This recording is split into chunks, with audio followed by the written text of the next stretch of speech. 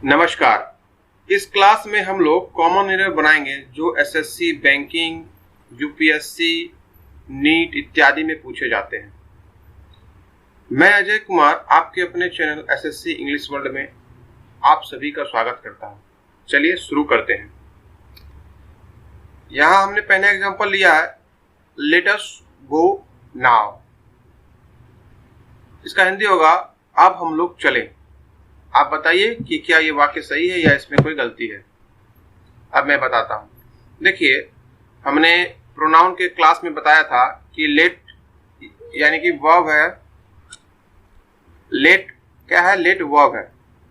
और नियम क्या है? ये वर्ब है, ठीक है। और नियम क्या है कि वर्ब के बाद जो होता है वो ऑब्जेक्टिव प्रोनाउन आता है। वी क्या है? ये सब्जेक्टिव प्रोनाउन है, इसलिए ये वाक्य गलत हो जाएगा। यहाँ वी के स्थान पे हमें क्या यूज करना पड़ेगा? वी के स्थान पे हमें अस का यूज करना पड़ेगा। तो सही वाक्य क्या हो गया? देखते हैं। सही वाक्य हो गया लेट अस गो नाउ। चलिए अब दूसरे एग्जांपल को देखते हैं। यहां हमने दूसरा एग्जांपल लिया है, the boy was coming with she. आपको बताना है कि क्या ये वाक्य सही है या इसमें कोई गलती है। हिंदी होगा लड़का उसके साथ आ रहा था, ठीक है। अब मैं आंसर देता हूं। कोशिश कीजिएगा कि पहले आप बनावे तभी मेरे आंसर को मिलाए। यहाँ पे देखिए शी का प्रयोग नहीं होगा, सी गलत है। क्यों? क्योंकि देखिए वॉज क्या है? वॉज है वर्ब, ठीक है, वर्ब है। और नियम क्या होता है कि वर्ब के बाद ऑब्जेक्टिव प्रोनाउन का यूज होता है, जबकि शी जो है ये सब्जेक्टिव प्रोनाउन है, इसलिए यहाँ पे सी गलत हो जाएगा। यहाँ सी के स्थान पे हमें क्या यूज करना पड़ेगा? सी के स्थान पे हमें हर यूज करना पड़ेगा, ठीक है। तो इसका सही क्या हो जाएगा? सही आंसर होगा the boy was coming with her. यहाँ पे हम लोगों ने हर का प्रयोग किया है। हमने पिछले क्लास में देखा था कि कॉमन एरर बनाने के क्या क्या नियम होते हैं। उसी नियम के अनुसार मैं यहाँ बना भी रहा हूं। अगर आपने पिछला क्लास नहीं देखा है तो उसका लिंक आई बटन में दिया हुआ है। इस क्लास को देखने के पहले आप वो क्लास जरूर से देख लें। उसमें हमने सीखा है कि सबसे पहले कॉमन एरर का हिंदी करना है। देखिए हमने यहाँ पे हिंदी किया, फिर उसके रूल्स को रीजन के साथ जानना है। तो देखिए रूल्स क्या है मैंने बताया, जैसे कि यहाँ पे शी का प्रयोग नहीं होता है। कारण क्या है कि रीजन भी हम देख रहे हैं यहाँ पर कि वाज वर्ब है, वर्ब के बाद ऑब्जेक्टिव प्रोनाउन का यूज होता है, इसलिए यहाँ पे हम लोग शी का प्रयोग नहीं हर का प्रयोग किया है। देखिए मैं इसे डायरेक्शन के द्वारा भी दिखाया हूँ। आप यहाँ पे देख सकते हैं डायरेक्शन में मैंने क्या लिखा है, find out error with Hindi and reason. मतलब एरर बनाने का बेसिक रूल क्या है, पिछले क्लास में बताया था कि एरर को आपको हिंदी और रीजन के साथ बनाना है। चलिए अगला क्वेश्चन को देखते हैं। अगला क्वेश्चन है, all the people should love each other. All the people should love each other Hindi होगा सभी लोगों को एक दूसरे से प्यार करना चाहिए। देखिए मैंने कहा था कि कई वाक्य ऐसे होते हैं जो सिर्फ हिंदी करते ही समझ में आते हैं, उसमें से ये एक एग्जांपल है। देखिए सभी लोगों यानी दो से बहुत ज्यादा है, तो मैंने क्या बताया था, ईच अदर का प्रयोग हम लोग सिर्फ दो लोगों के लिए करते हैं। यहाँ तो दो से बहुत ज्यादा अधिक लोग हैं, तो यहाँ पे ईच अदर का प्रयोग नहीं होगा। तो ईच अदर के स्थान पे क्या प्रयोग होगा? ईच अदर के स्थान पे वन अनदर का प्रयोग होगा। All the people should love one another.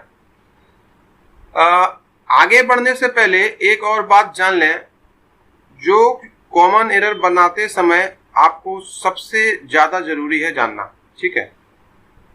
जब कॉमन एरर में ग्रामर का कोई गलती रहता है तो हमें एक बात को बहुत अच्छे तरीके से ध्यान में रखना चाहिए कि इस क्वेश्चन में ग्रामर के किस चैप्टर से मिस्टेक दिया गया है।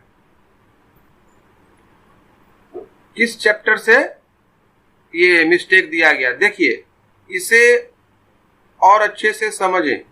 जैसे ग्रामर में तो बहुत सारे चैप्टर हैं, जैसे noun, pronoun, verb, tense, preposition इत्यादि। तो आपको सबसे पहले ये जानना होगा कि अमुक क्वेश्चन ग्रामर के किस चैप्टर से पूछा गया है। नाउन से पूछा गया है, प्रोनाउन से पूछा गया है, टेंस से पूछा गया है, सिंगुलर प्लूरल से पूछा गया, किस चैप्टर से पूछा गया है। ये क्वेश्चन पूछा गया है ये जानना आपके लिए सबसे जरूरी है। सिर्फ तभी आप कॉमन एरर को पूरे कॉन्फिडेंस के साथ बना पाएंगे। जैसे ऊपर के तीनों क्वेश्चंस प्रोनाउन चैप्टर से दिए गए हैं, तो इन कॉमन एरर को बनाने के लिए आपको प्रोनाउन चैप्टर के नियम को पढ़ना होगा। अगर आपने वो क्लास नहीं देखा है तो लिंक आई बटन में दिया हुआ है, उस क्लास को पहले जरूर से ही देख लें। चलिए अगला सवाल को देखते हैं। नेक्स्ट क्वेश्चन है, one of they will go, उनमें से एक जाएगा। अब इसको बनाने के पहले ये जान ले कि ये सवाल ग्रामर के कौन से चैप्टर से पूछा गया है। तो आप साफ साफ देख पा रहे हैं कि यहाँ प्रोनाउन से क्वेश्चन पूछा गया है, मतलब इस क्वेश्चन का रिलेशन प्रोनाउन से है। यानी इसे बनाने के लिए आपको प्रोनाउन के नियम को जानना होगा। ठीक इसी तरह से हर क्वेश्चन किसी न किसी चैप्टर से रिलेटेड रहता है। आपको उस रिलेटेड चैप्टर को पहचानना ही होगा, तभी आप इसको अच्छे तरीके से बना पाएंगे। ठीक है, इसे मैं आपको हमेशा टाइम टू टाइम बताता रहूंगा कि कौन सा क्वेश्चन किससे रिलेटेड है। अब इसका सही आंसर कर लेते हैं। चूंकि यहाँ पे ऑफ क्या है, ऑफ प्रीपोजिशन है, प्रीपोजिशन है। ठीक है, शॉर्ट में मैं लिख देता हूँ। तो नियम मैंने क्या बताया था आपको, वो सारे क्लासेस पीछे की क्लास में बताया हूँ कि प्रीपोजिशन के बाद यदि कोई प्रोनाउन आता है तो वो सब्जेक्टिव रूप में नहीं आ सकता है। वहां हम लोगों को ऑब्जेक्टिव प्रोनाउन का यूज करना पड़ता है। क्योंकि दे क्या है, दे है सब्जेक्टिव प्रोनाउन, तो ये गलत हो जाएगा। यहाँ पे दे के स्थान पे क्या यूज करना पड़ेगा, दे के स्थान पे हमें देम का प्रयोग करना पड़ेगा। ये सारा नियम मैं पहले की क्लास में आपको बता दिया हूँ। तो उसका सही जवाब क्या होगा, सही जवाब होगा one of them will go. Next question को देखते हैं। Neither of the three boys is here, तीनों लड़कों में से कोई भी यहाँ नहीं है। तो इसका सही जवाब क्या होगा, आप सोचिए, फिर मैं आपको जवाब देता हूं। देखिए, मैंने आपको क्या बताया था, नाइदर के और नन के प्रयोग के बारे में हमने एक बात जाना था पिछले क्लास में कि नाइदर का प्रयोग जो होता है सिर्फ दो के लिए किया जाता है। चूंकि यहाँ से दो से अधिक व्यक्ति हो गया, तो ऐसे स्थिति में हम लोग नाइदर का प्रयोग नहीं कर सकते हैं। नाइदर के स्थान पे क्या आएगा, तो नाइदर के स्थान पे हम लोगों को नन का प्रयोग करना पड़ेगा। क्यों, क्योंकि जब व्यक्ति या वस्तु दो से अधिक हो जाता है तो हम लोगों को वहां पे नन का प्रयोग करना पड़ता है। तो इसका सही जवाब क्या होगा, इसका सही जवाब होगा none of the three boys is here. यहाँ पे हम लोगों ने नाइदर के स्थान पे नन का प्रयोग किया। आप देख पा रहे हैं कि ये क्वेश्चन भी प्रोनाउन चैप्टर से ही पूछा गया है। तो आपको इसी तरह से हर क्वेश्चन में जो गलती है उसको ये पता लगाना बहुत जरूरी है कि उसका रिलेशन ग्रामर के कौन से चैप्टर से है। ये धीरे धीरे आप प्रैक्टिस से सीख जाएंगे। नेक्स्ट क्वेश्चन है, Vikas he is going there. Hindi होगा विकास वह वहां जा रहा है। आपको हिंदी से समझ में आ रहा होगा कि वाक्य गलत है। क्यों, क्योंकि देखिए ये ही क्या, ही है प्रोनाउन, ही प्रोनाउन है। ठीक है, और यहाँ पे विकास क्या है, विकास है नाउन। तो प्रोनाउन किसे कहते हैं, प्रोनाउन वो शब्द होता है जो किसी नाउन के बदले में आता है। ठीक है, यानी नाउन और प्रोनाउन दोनों एक साथ नहीं आता है। नाउन जब नहीं रहता है तभी प्रोनाउन आता है। ये सभी मैंने पिछले क्लास में आपको बताया है। अगर वो सब क्लास छूट गया है तो आप उसे जाके देखें, ग्रामर प्लेलिस्ट में सारा वीडियोस दिया हुआ है। तो नाउन के बदले में प्रोनाउन आता है, लेकिन जब नाउन खुद यहाँ पे है तब प्रोनाउन का काम क्या है, नहीं है। तो यहाँ इन दोनों में से किसी एक को हटाना पड़ेगा। तो अब अभी भी आपको कंफ्यूजन होगा कि इन दोनों में से हटेगा कौन, तो यहाँ पे ही हटेगा। क्यों, क्योंकि नाउन के बदले प्रोनाउन आता है, प्रोनाउन के बदले नाउन थोड़ी ना आता। तो जब नाउन है ही तो प्रोनाउन का यूज नहीं होगा, तो यहाँ पे ही गलत हो जाएगा। सही वाक्य होगा विकास इज गोइंग देयर। ये क्वेश्चन भी प्रोनाउन से ही रिलेटेड है। आशा करता हूं कि आप चैप्टर के रिलेशन को समझ गए होंगे। मतलब कि हर सवाल को हिंदी के करने के बाद आपको ये खोजना है कि इस सवाल का ग्रामर के किस चैप्टर से रिलेशन है। तभी आप उसको अच्छे तरीके से बना पाएंगे। अगला एग्जांपल है I, you and he can do this work. मैं, तुम और वह यह काम कर सकते हैं। देखने में तो ये वाक्य आपको बहुत ही सिंपल लग रहा होगा, बिल्कुल सही लग रहा होगा, लेकिन यहाँ पे कुछ गलती है। ये थोड़ा एडवांस लेवल का है, इसलिए इसे मैं ही बता देता हूँ। ठीक है, यहाँ पे आई क्या है? आई फर्स्ट पर्सन होता है, मतलब जो बोलता है उसे फर्स्ट पर्सन कहते हैं। यू सेकंड पर्सन हो गया और ही थर्ड पर्सन हो गया। ठीक है, ये मैं फर्स्ट लिखता हूँ, ये हो गया आपका सेकंड और ये हो गया आपका थर्ड।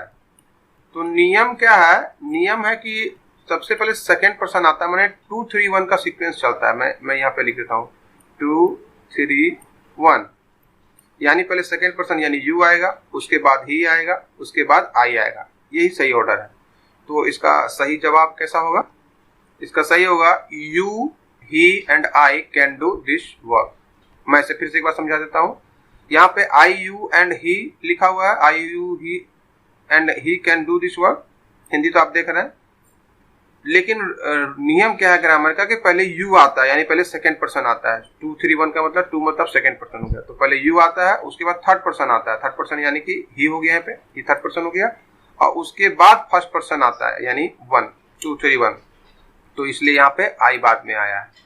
231 ये फॉर्मूला आप याद रखिएगा, इसी सीक्वेंस में हम लोगों को इसे लगाना पड़ता है। ठीक है, यहाँ एक चीज और जरूर से गौर कर रहे होंगे कि यहाँ सारा सवाल प्रोनाउन चैप्टर से ही पूछा गया है। ऊपर जितना भी सवाल मैंने पूछा है वो प्रोनाउन चैप्टर से पूछा है। दरअसल अभी आपसे एक एक करके ही चैप्टर से क्वेश्चन पूछे जा रहे हैं, ताकि आपको समझने और बनाने में सुविधा हो। जब आपको पकड़ मजबूत होता जाएगा तब 2-3 चैप्टर या फिर उससे अधिक चैप्टर्स को मिला के क्वेश्चन पूछे जाएंगे। फिलहाल इस क्लास में मूल रूप से सभी क्वेश्चन प्रोनाउन चैप्टर से ही पूछे गए हैं, ऊपर के जितने हैं और जितने नीचे भी मैं पूछ रहा हूं। ठीक है, 8वां सवाल है you, Raju and him go there. आप, राजू और वह वहां जाते हैं। इसे बनाने की कोशिश कीजिए, ये वाक्य थोड़ा इजी है। अब मैं बताता हूं, देखिए वर्ब कहाँ है? यहाँ पे वर्ब है गो। ये क्या है? ये है वर्ब। तो नियम क्या है कि वर्ब के पहले जितने भी प्रोनाउन आते हैं वो सारे के सारे सब्जेक्टिव रूप में रहते हैं। हिम क्या है? हिम यहाँ पे ऑब्जेक्टिव रूप में है। तो वर्ब के पहले कैसा प्रोनाउन आता है? सब्जेक्टिव आता है, लेकिन ये तो ऑब्जेक्टिव है, इसलिए हिम यहाँ पे गलत हो जाएगा। हिम के स्थान पे क्या होगा? यहाँ पे ही का प्रयोग हम लोग करेंगे।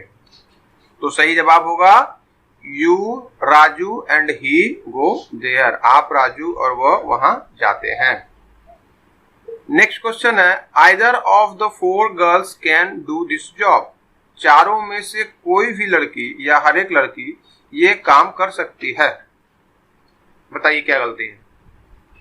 जरा सोचिए, अब मैं आपको जवाब देता हूं। देखिए, मैंने बताया था कि आइदर का प्रयोग हम लोग सिर्फ और सिर्फ 2 के लिए करते हैं। 2 से अधिक के लिए हम लोग आइदर का प्रयोग नहीं करते हैं। यहाँ संख्या कितनी है? यहाँ संख्या है 4, तो 4 लोगों के लिए आइदर का प्रयोग नहीं हो सकता है। तो आइदर यहाँ पे क्या हो गया? गलत हो गया। सही जवाब क्या होगा? तो मैंने बताया था 2 से अधिक के लिए हम लोग एनी का प्रयोग करते हैं। यहाँ पे हम लोगों को क्या यूज करना पड़ेगा? हम लोगों को एनी का यूज करना पड़ेगा। Any of the 4 girls can do this job. हमने यहाँ पे आइदर के स्थान पे एनी का प्रयोग किया। चलिए अगला क्वेश्चन देखते। Any of the 2 students can speak English। ये 10 नंबर क्वेश्चन है। दोनों छात्रों में से हर एक इंग्लिश बोल सकता है। इसका जवाब सोचिए। आगे बढ़ने के पहले मेरा रिक्वेस्ट है कि यदि आपको वीडियो पसंद आ रहा हो तो इसे लाइक जरूर करें और साथ ही साथ अपने दोस्तों के बीच में शेयर करें, क्योंकि एजुकेशन का मतलब ही होता है स्प्रेड, ज़्यादा से ज़्यादा लोगों के बीच में फैलाएं। और अगर चैनल को आपने सब्सक्राइब नहीं किया है तो सब्सक्राइब जरूर से कर लें, क्योंकि यहाँ हम लोग एक दिनों के लिए नहीं जुड़े हैं, बहुत लंबे समय के लिए जुड़े हैं। चलिए अब मैं जल्दी से इसका आंसर कर देता हूँ। आप लोग सोचिए, आप लोग मेरे से पहले करें तो बेस्ट है। एनी ऑफ द 2, तो 2 2, तो नियम क्या है कि 2 के लिए हम लोग एनी का प्रयोग नहीं करते हैं, 2 से अधिक के लिए एनी का प्रयोग करते हैं। अभी 9 नंबर एग्जाम्पल में हमने बताया। तो 2 के लिए क्या प्रयोग करते हैं? तो 2 के लिए हम लोगों को यहाँ पे एनी का प्रयोग नहीं कर सकते हैं, यहाँ पे आइदर का प्रयोग करना होगा।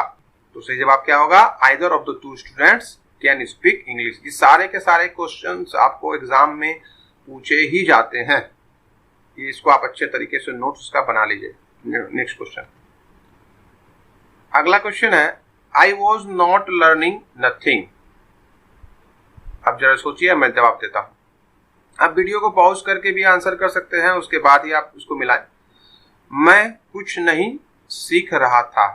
सही बात है, आप पहले कुछ ना सीख रहे हो, लेकिन आप बहुत कुछ सीख रहे होंगे और सीख चुके होंगे। देखिए, मैंने क्या बताया था कि नथिंग अपने आप में एक नेगेटिव वर्ड है। एक मिनट रुकिए। I was not learning nothing, मैं कुछ नहीं सीख रहा था। तो देखिए, नथिंग जो है ये अपने आप में एक नेगेटिव वर्ड है। इसका मतलब होता है कुछ नहीं, कुछ नहीं, दोनों इसी में छिपा हुआ है। तो जब नहीं इसमें है ही, तो फिर नॉट का प्रयोग हम लोग क्यों करेंगे? मैंने बताया था कि नथिंग के साथ हम लोग नॉट का प्रयोग नहीं करते हैं, तो यहाँ पे नॉट को हटा दिया जाएगा। ठीक है, सही जवाब होगा I was learning nothing. Nothing के साथ हम लोग नॉट का प्रयोग नहीं करते हैं। ये सभी भी मैंने आपको पहले बताया था। देखिए, यहाँ जितने भी कॉमन एरर आप देख रहे हैं सभी मूल रूप से प्रोनाउन चैप्टर से ही पूछे गए हैं। एक जरूरी बात और बताना चाहूंगा कि जितने भी वीडियो आप देखते हैं तो उसका डिस्क्रिप्शन बॉक्स जरूर से ही देख लें। डिस्क्रिप्शन में काफी इंपॉर्टेंट पॉइंट्स और क्वेश्चंस को डिटेल में दिया रहता है, जिससे आपको उसे बनाने में बहुत सुविधा होगी। अगला क्वेश्चन है इज देयर समथिंग देयर, क्या वहां कुछ है? अब आप सोचिए इसका आंसर। देखिए, मैंने आपको बताया था कि समथिंग का प्रयोग हम लोग पॉजिटिव सेंटेंस के लिए करते हैं, जबकि वाक्य जब इंट्रोगेटिव रहता है तो वहां हम लोग समथिंग का प्रयोग नहीं करते हैं, बल्कि समथिंग के स्थान पे क्या प्रयोग करते हैं? तो एनीथिंग का प्रयोग करते हैं। तो सही जवाब क्या होगा? Is there anything there. Clear है? दो तीन क्वेश्चन और देख लें। This slash it is useful, आपको बताना है कि यहाँ पे दिस का प्रयोग होगा कि इट का प्रयोग होगा, हिंदी है या लाभदायक। देखिए, वैसे तो दोनों आपको लगता होगा कि दोनों का दोनों सही है, दिस इज यूजफुल या इट इज यूजफुल, लेकिन अगर फर्स्ट टाइम हम लोग यूज कर रहे हैं तो दिस का ही प्रयोग करेंगे, इट का प्रयोग नहीं करेंगे। हाँ, जब इसके बारे में और डिटेल करेंगे तभी इट का प्रयोग करेंगे। इसलिए यहाँ पे दिस ज्यादा सही है इट के बनिस्बत। इस तरह के क्वेश्चन भी पूछे जाते हैं। तो ऐसे स्थान पे जहाँ पे दिस और इट दोनों रहेगा या दैट और इट दोनों रहेगा, तो उसमें आप दिस या दैट को ही चुनिएगा, क्योंकि फर्स्ट टाइम हम लोग कभी किसी चीज के बारे में बताते हैं तो वहाँ दिस दैट का यूज करते हैं। जब आगे बढ़ते हैं तब हम लोग वहाँ पे इट का प्रयोग करते हैं। ठीक है, यह लाभदायक है, यह इसका हिंदी होगा। नेक्स्ट क्वेश्चन है ऑल केम बट हिम। ये थोड़ा विचित्र सा लगता हुआ देखने में, मगर मैं इसके बारे में भी आपको प्रोनाउन चैप्टर में बताया हूं। उसके अलावा सभी आए थे। आपको याद होगा कि मैंने कुछ एक्सेप्शंस बताया था, जैसे कि इज, आर, उसके बाद एज, वहां पे एक बट भी वर्ड था, कि इन सबों के बाद जो होता है ना, वैसे तो वर्ब ये है, ये केम वर्ब है, तो नियम तो क्या है कि वर्ब के बाद ऑब्जेक्टिव प्रोनाउन आता है, ये ऑब्जेक्टिव है। लेकिन जहाँ पे बट लिखा रहा है, एक्सेप्ट लिखा रहा है, ये सब लिखा रहा है, तो उस स्थान पे हम लोगों को ऑब्जेक्टिव प्रोनाउन का प्रयोग नहीं करना पड़ता है, बल्कि इसके स्थान पे हम लोगों को सब्जेक्टिव प्रोनाउन का यूज करना पड़ेगा। ये कुछ एडवांस रूल्स है, मैंने इसके बारे में आपको पिछले क्लास में बताया था। तो यहाँ पे हम लोगों को हिम के स्थान पे ही का प्रयोग करना पड़ेगा। सही जवाब होगा ऑल केम बट ही, उसके अलावा सभी आए थे। ये जितना भी मैं बता रहा हूँ ये सारा का सारा एग्जाम में पूछा हुआ क्वेश्चन है। ठीक है, अब आज का लास्ट क्वेश्चन देख लो।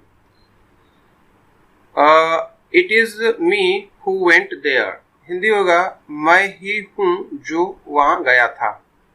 अब आप बताइए इसमें क्या गलती है? मैं बताता हूं, आप वीडियो को रोक के आंसर करने की कोशिश कीजिए। देखिए, मैंने आपको अभी 14 नंबर में बताया है कि कुछ ऐसे वर्ड होते हैं, जैसे कि ईज भी बताया था, कि जिसके बाद हम लोग ऑब्जेक्टिव प्रोनाउन का यूज नहीं करते हैं। मी यहाँ पे क्या है? ऑब्जेक्टिव प्रोनाउन है, तो इसका प्रयोग हमें यहाँ पे नहीं कर सकते हैं। ये वाक्य गलत हो जाएगा। यहाँ पे हम क्या करना होगा? मी के स्थान पे हम लोगों को आई लिखना पड़ेगा। It is I who went there. ये सारा मैं पिछले क्लास में बताया हूँ, अगर आप उसे नहीं देखे हैं तो मैं उस क्लास का लिंक अभी दे देता हूँ, आप उसे देख लीजिएगा। तो सही जवाब क्या होगा? It is I who went there. देखिए, सिर्फ लिंक देने से एक क्लास दो क्लास देखने से नहीं होगा, आप सारा क्लास को डिटेल में देख लीजिए, आपको A to Z समझ में आ जाएगा। उम्मीद है कि आपको वीडियो पसंद आया होगा। आप लोगों का वीडियो देखने के लिए बहुत बहुत धन्यवाद।